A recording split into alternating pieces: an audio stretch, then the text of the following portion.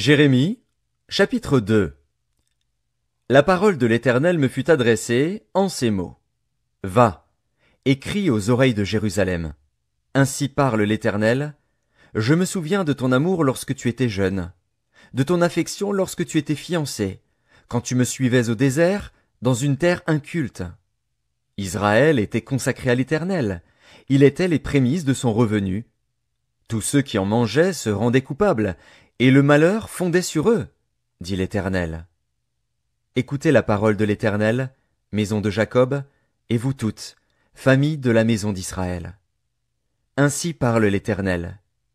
Quelle iniquité vos pères ont-ils trouvée en moi, pour s'éloigner de moi, et pour aller après des choses de néant, et n'être eux-mêmes que néant?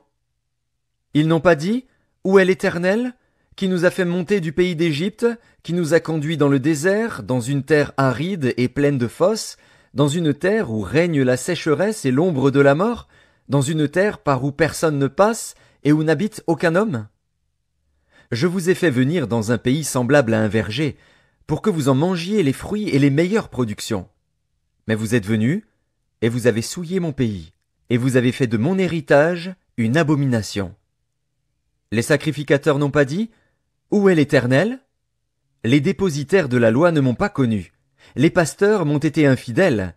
Les prophètes ont prophétisé par Baal, et sont allés après ceux qui ne sont d'aucun secours. C'est pourquoi je veux encore contester avec vous, dit l'Éternel. Je veux contester avec les enfants de vos enfants. Passez aux îles de Kittim et regardez. Envoyez quelqu'un à Kédar, observez bien, et regardez s'il y a rien de semblable. Y a-t-il une nation qui change ses dieux, quoiqu'ils ne soient pas des dieux? Et mon peuple a changé sa gloire contre ce qui n'est d'aucun secours. Cieux, soyez étonnés de cela. Frémissez d'épouvante et d'horreur, dit l'Éternel. Car mon peuple a commis un double péché. Ils m'ont abandonné, moi qui suis une source d'eau vive, pour se creuser des citernes crevassées, qui ne retiennent pas l'eau. Israël est-il un esclave acheté, ou né dans la maison? Pourquoi donc devient-il une proie? Contre lui les lionceaux rugissent, poussent leurs cris, et ils ravagent son pays. Ses villes sont brûlées, il n'y a plus d'habitants. Même les enfants de Noph et de Tacpanès te briseront le sommet de la tête. Cela ne t'arrive-t-il pas parce que tu as abandonné l'Éternel, ton Dieu, lorsqu'il te dirigeait dans la bonne voie? Et maintenant, qu'as-tu à faire d'aller en Égypte, pour boire l'eau du Nil? Qu'as-tu à faire d'aller en Assyrie, pour boire l'eau du fleuve? Ta méchanceté te châtiera, et ton infidélité te punira. Tu sauras et tu verras que c'est une chose mauvaise et amère d'abandonner l'Éternel, ton Dieu, et de n'avoir de moi aucune crainte, dit le Seigneur, l'Éternel des armées. Tu as dès longtemps brisé ton joug, rompu tes liens, et tu as dit, je ne veux plus être dans la servitude.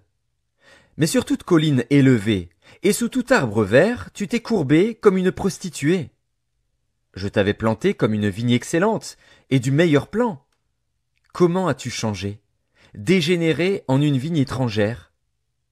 Quand tu te laverais avec du nitre, quand tu emploierais beaucoup de potasse, ton iniquité resterait marquée devant moi, dit le Seigneur, l'Éternel.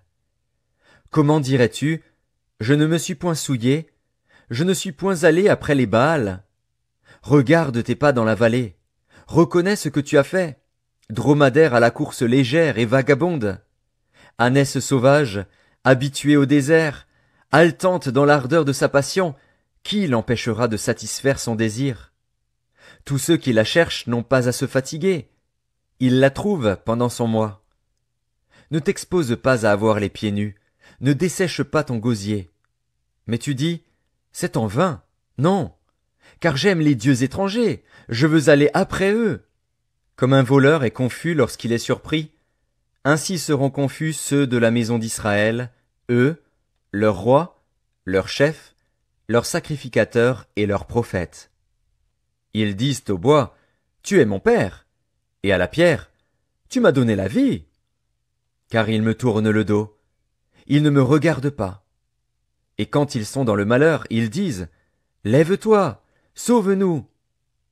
Où donc sont tes dieux que tu t'es faits? Qu'ils se lèvent, s'ils peuvent te sauver au temps du malheur. Car tu as autant de dieux que de villes, ô Juda. Pourquoi contesteriez-vous avec moi? Vous m'avez tous été infidèles, dit l'Éternel. En vain ai-je frappé vos enfants. Ils n'ont point eu égard à la correction. Votre glaive a dévoré vos prophètes, comme un lion destructeur. Hommes de cette génération, considérez la parole de l'Éternel. Ai-je été pour Israël un désert, ou un pays d'épaisses ténèbres? Pourquoi mon peuple dit-il, nous sommes libres, nous ne voulons pas retourner à toi? La jeune fille oublie-t-elle ses ornements, la fiancée sa ceinture? Et mon peuple m'a oublié depuis des jours sans nombre. Comme tu es habile dans tes voies pour chercher ce que tu aimes, c'est même au crime que tu les exerces. Jusque sur les pans de ton habit se trouve le sang de pauvres innocents, que tu n'as pas surpris faisant effraction. Malgré cela, tu dis, oui, je suis innocente. Certainement sa colère s'est détournée de moi. Voici, je vais contester avec toi, parce que tu dis, je n'ai point péché. Pourquoi tant d'empressement à changer ton chemin? C'est de l'Égypte que viendra ta honte, comme elle est venue de la Syrie. De là aussi tu sortiras, les mains sur la tête. Car l'Éternel rejette ceux en qui tu te confies, et tu ne réussiras pas auprès d'eux.